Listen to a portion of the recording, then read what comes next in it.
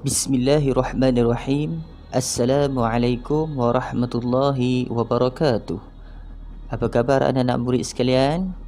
Ustaz harap anak-anak murid Ustaz semua dalam keadaan sihat, sejahtera. Baik adik-adik sekalian, pada hari ini kita akan menyambung sesi pembelajaran kita dalam bidang akidah, iaitu nama-nama Allah Al-Malik dan Al-Hasib. Tahukah adik-adik apakah yang dimaksudkan dengan Al-Malik?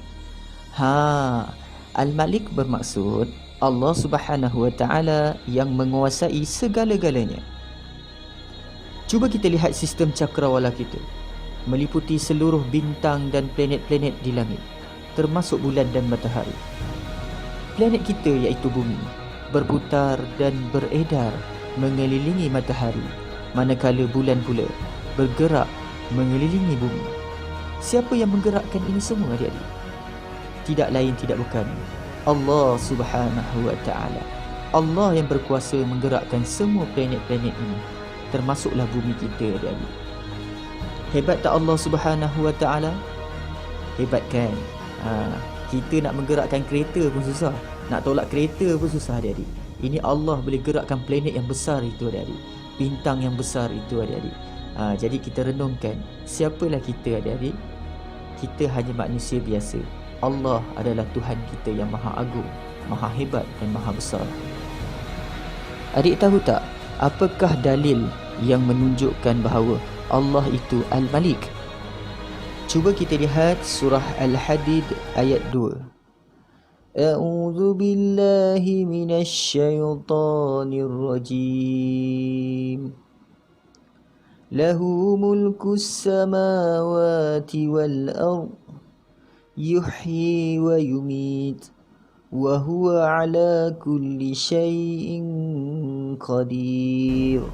Maksudnya, dialah yang memiliki kuasa pemerintahan langit dan bumi. Dia menghidupkan dan mematikan, dan dia maha berkuasa atas setiap sesuatu. Surah Al-Hadid ayat 2. Dalam ayat ini menunjukkan Allah Subhanahu wa Ta'ala adalah pemerintah dan pentadbir alam yang memiliki kekayaan di langit dan di bumi. Allah juga berkuasa menghidupkan dan mematikan setiap sesuatu yang diciptakan. Baiklah adik-adik sekalian, berdasarkan pengertian dan dalil tadi, dapat disimpulkan bahawa Al-Malik membawa maksud Allah maha menguasai segala-galanya. Nama Allah Al-Malik bererti Allah maha menguasai pemerintahan, pentadbir dan pemilik mutlak segala yang ada di bumi dan di langit. Adik-adik, sebagai manusia dan merupakan makhluk ciptaan Allah, kita wajib beriman dengan nama Allah Al-Malik. Sebagaimana firman Allah Subhanahu wa Ta'ala dalam surah Al-Mu'minun ayat 116. A'udzu billahi minasy syaithanir rajim.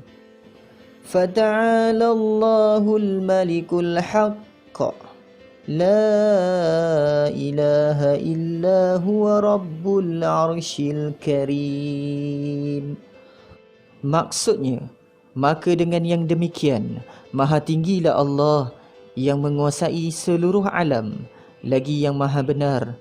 Tiada Tuhan melainkan Dia, Tuhan yang mempunyai arasy yang mulia. Surah Al-Mu'minun ayat 116. Baiklah adik-adik, kita pergi kepada kepentingan beriman dengan nama Allah Al-Malik.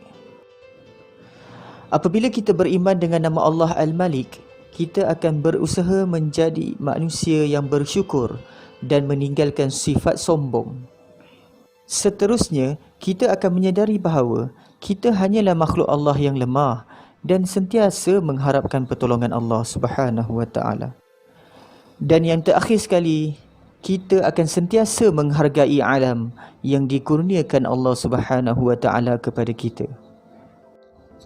Alhamdulillah, selesai tajuk nama Allah Al-Malik.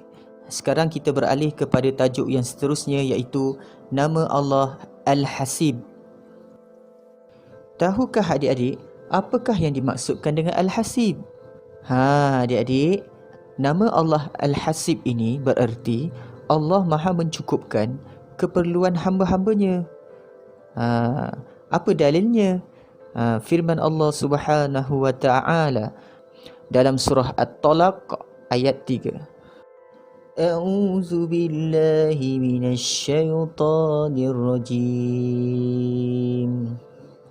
Wa man yatawakkal 'alallahi fahuwa hasbuh.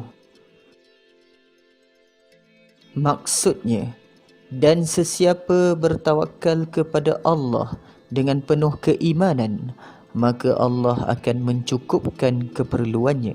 Surah At-Talaq ayat 3.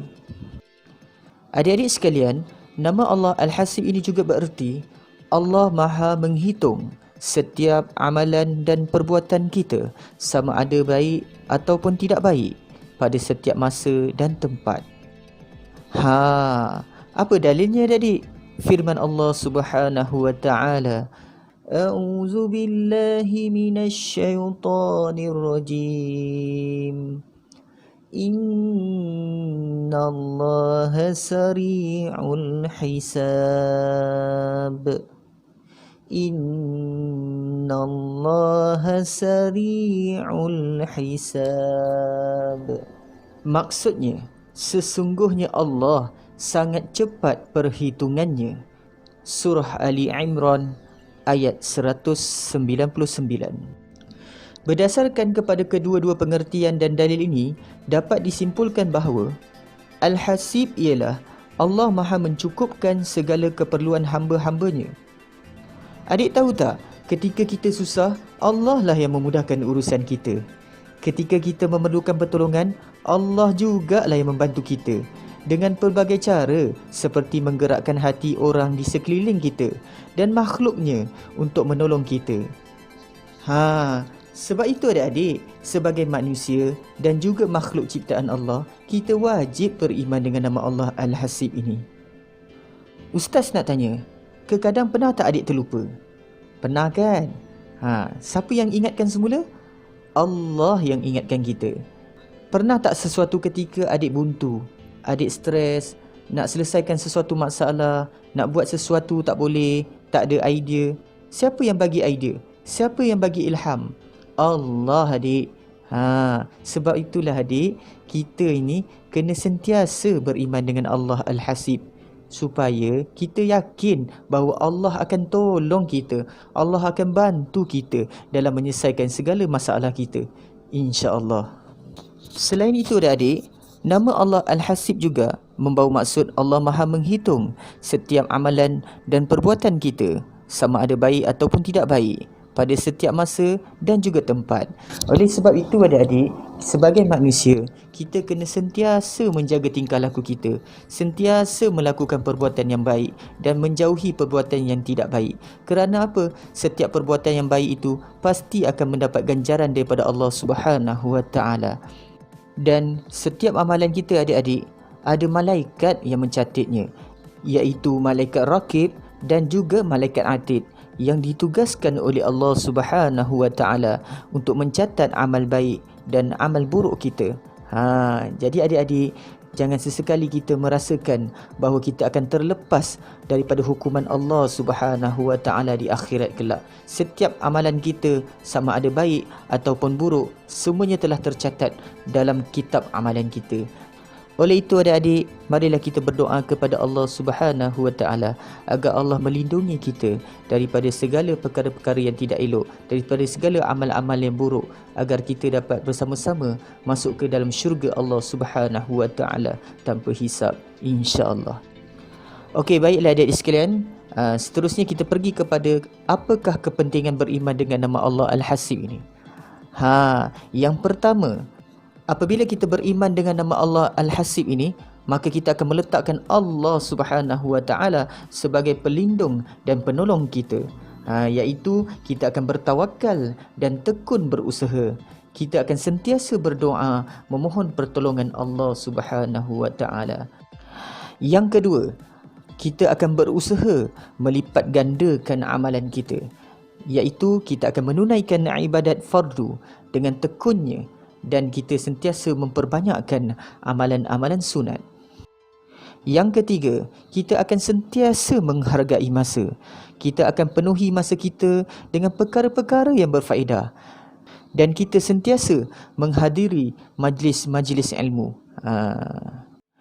Dan yang terakhir sekali, kita akan meninggalkan maksiat. Ini penting adik-adik. Apabila kita beriman dengan nama Allah Al-Hasib ini, kita tahu Allah ni maha menghitung, maka kita akan takut untuk melakukan kejahatan dan kita akan meninggalkan maksiat. Kita akan menjauhi pergaduhan dan kita akan memelihara aurat kita dengan sempurna. Kita akan menjaga diri kita. Kita akan memelihara diri kita daripada terjerumus kepada perkara-perkara yang tidak elok.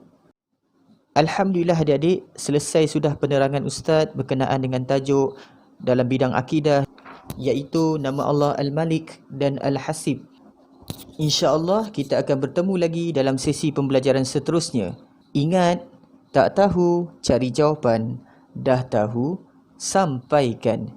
Sekian, Assalamualaikum warahmatullahi wabarakatuh dan selamat beramal.